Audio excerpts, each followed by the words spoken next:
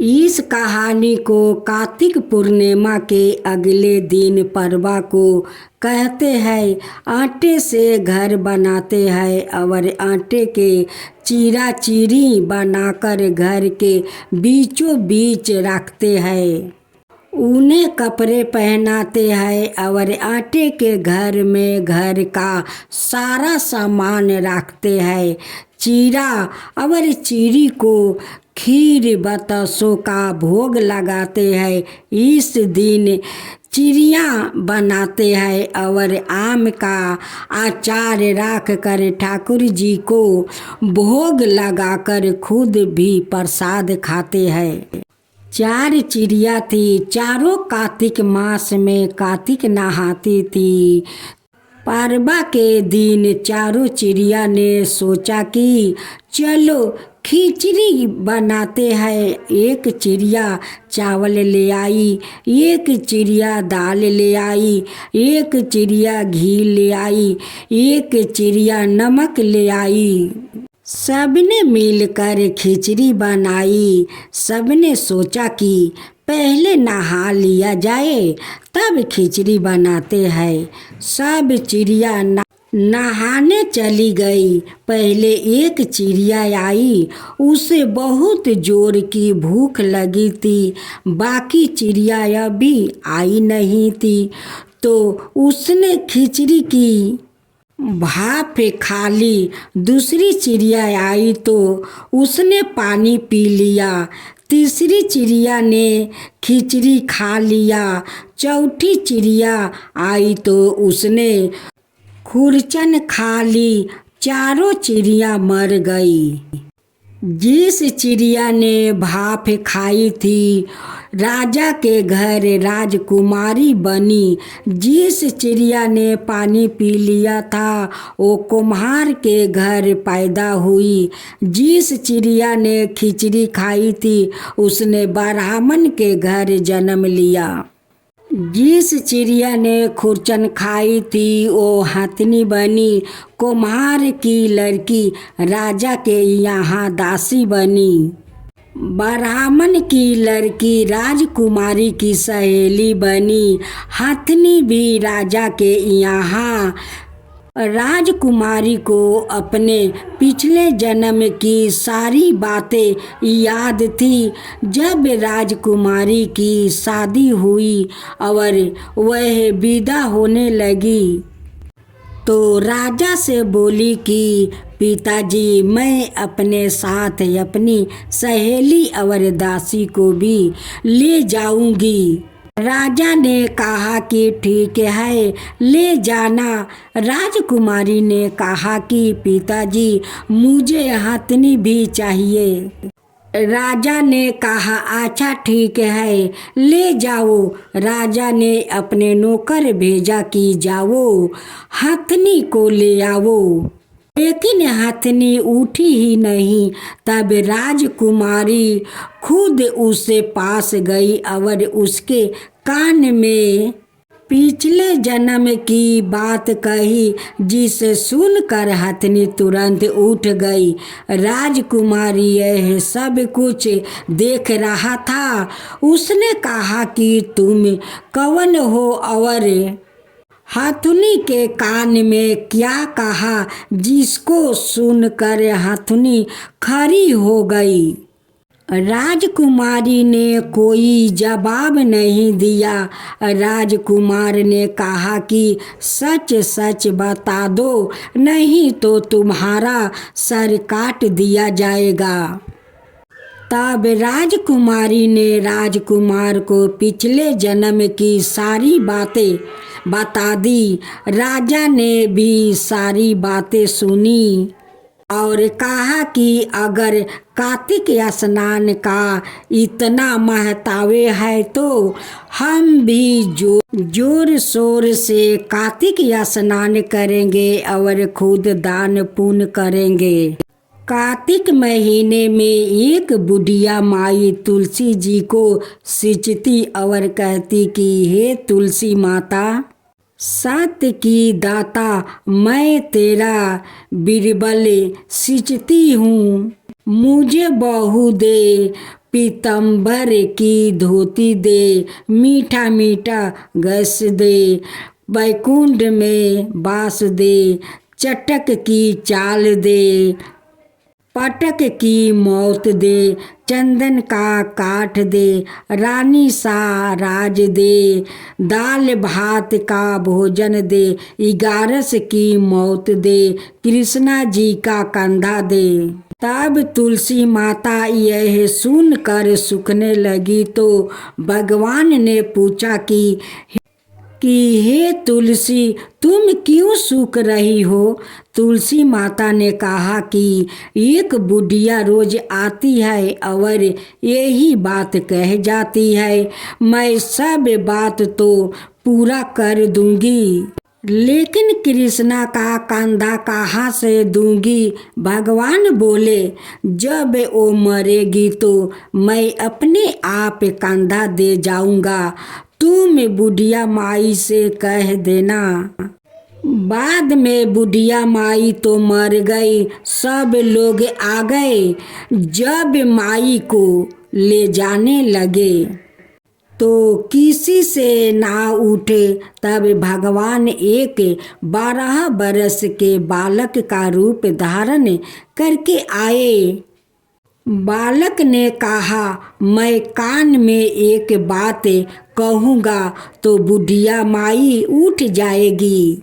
बालक ने जब बुढ़िया माई के कान में कहा, बुढ़िया माई मन की निकाल ले, पीतम्बर की धोती ले, मीठा मीठा गस ले, बैकुंठ का बास ले, चटक की चाल ले, पटक की मौत ले, कृष्णा जी का कंधा ले।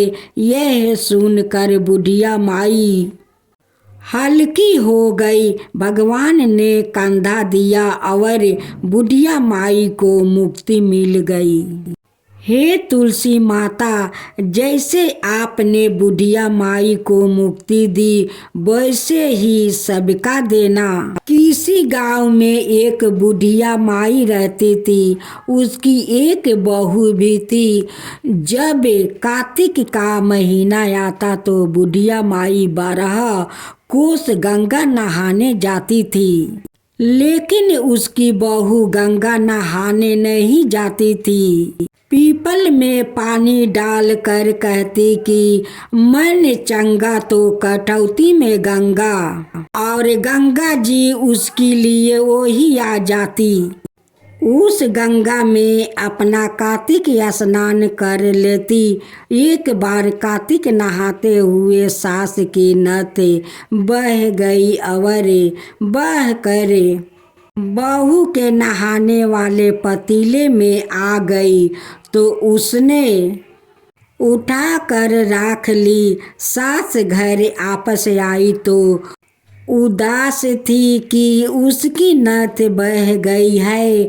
बहू ने सास को उदास देख कर पूछा कि आप उदास क्यों है? सास ने कहा कि मेरी नथ गंगा जी में बह गई है।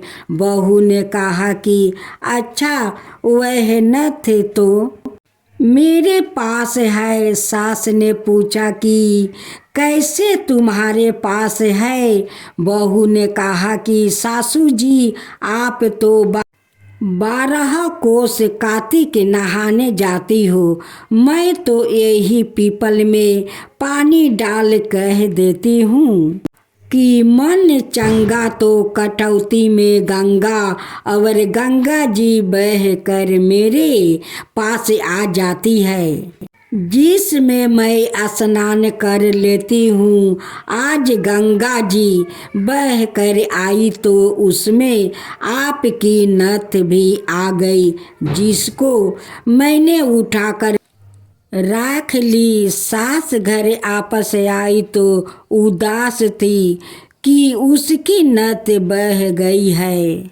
बहू ने सास को उदास देखकर पूछा कि आप उदास क्यों है? सास ने कहा कि मेरी नथ गंगा जी में बह गई है।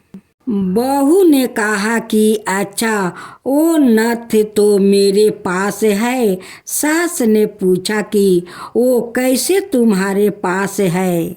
बहू ने कहा कि सासू जी, आप तो 12 कोस कार्तिक नहाने जाती हो। मैं तो यही पीपल में पानी डालकर कह देती हूँ कि मन चंगा तो कटौती में गंगा, और गंगा जी बह कर मेरे पास आ जाती है, जिससे मैं स्नान कर लेती हूँ। आज गंगा जी बह कर आई तो उसमें आपकी नथ भी आ गई, जिसको मैंने उठाकर रख दिया। इस कहानी के बाद कहना चाहिए कि जैसे बहू की आई सभी के आए, लेकिन जैसे सास की आई वैसे किसी को ना आए। माँ तुलसी की जय हो, माँ तुलसी की जय हो। पौराणिक कथाओं के अनुसार प्राचीन काल में जलंधर नामक राक्षस था। जलंधर बहुत वीर और पराक्रमी था। तुलसी का विवाह दैत्यराज जलंधर से हुआ था, जो कि बहुत ही पतिव्रता स्त्री थी। तुलसी माता का असली नाम बिंदा था। जलंधर महाराक्षस था। अपनी सत्ता के मध्य में चूर उसने माता लक्ष्मी को पाने की कामना से युद्ध किया, परंतु समुद्र से ही उत्पन्न होने के कारण माता लक्ष्मी ने उसे अपने भाई के रूप में स्वीकार किया। इसके बाद जलंधर ने कैलाश पर आक्रमण करने की योजना बनाई और उसने सभी असुरों को इकट्ठा किया और कैलाश जाकर देवी पार्वती को पत्नी बनाने के लिए प्रयास करने लगा। इससे देवी पार्वती क्रोधित हो गई और तब महादेव को जलंधर से युद्ध करना पड़ा। लेकिन बिंदा के सतीव्रता के कारण भगवान शिव का हर प्रकार जलंधर निष्फल कर देता था। अंत में सब देवताओं ने मिलकर योजना बनाई और इसी कारण भगवान विष्णु ऋषि का भेष धारण कर वन में जा पहुँचे, जहाँ बिंदा अकेली बर्मन कर रही थी। भगवान विष्णु के साथ 2 मायावी राक्षस भी थे, जिन्हें देखकर बिंदा भयभीत हो गई। ऋषि ने बिंदा के सामने पल में दोनों को भस्म कर दिया। उनकी शक्ति देखकर बिंदा ने कैलाश पर्वत पर महादेव के साथ युद्ध कर रहे अपने पति जलंधर के बारे में पूछा। ऋषि ने अपने माया जाल से 2 बानर प्रकट किया। एक बानर के हाथ में जलंधर का काटा हुआ सिर था, दूसरे के हाथ में धर। अपने पति की यह दशा देखकर बिंदा मूर्छित होकर गिर गई। होश में आने पर उन्होंने ऋषि रूपी भगवान से विनती की कि वह उसके पति को जीवित करे। भगवान श्री विष्णु ने अपनी माया से जलंधर का सिर धर से जोड़ दिया, परंतु सवाए भी वह उसी शरीर में प्रवेश कर गए। बिंदा को इस छल का जरा भी आभास न हुआ। जलंधर बने भगवान के साथ बिंदा पतिव्रता का व्यवहार करने लगी, जिससे उसका सतीव्रता भंग हो गया। ऐसे होते ही बिंदा का पति जलंधर युद्ध में हार गया। जब बिंदा को भगवान विष्णु का यह छल पता चला तो उसने क्रोध होकर भगवान विष्णु को हृदयहीन शिला होने का श्राप दे दिया।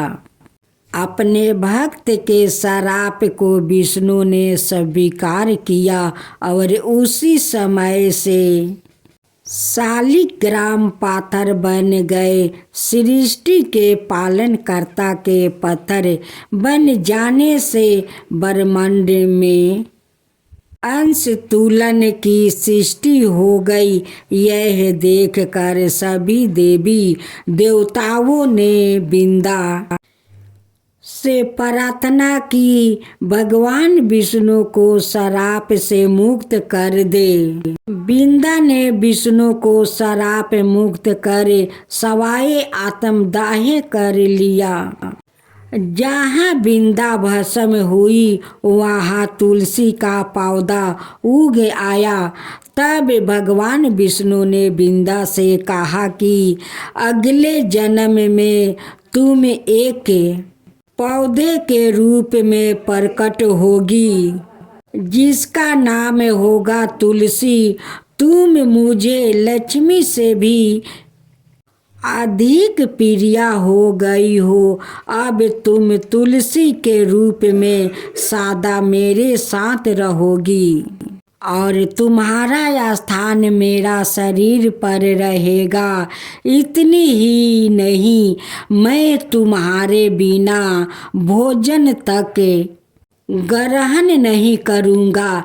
इसलिए भगवान विष्णु या उनके किसी भी अवतार की पूजा के प्रसाद में तुलसी का होना जरूरी होता है।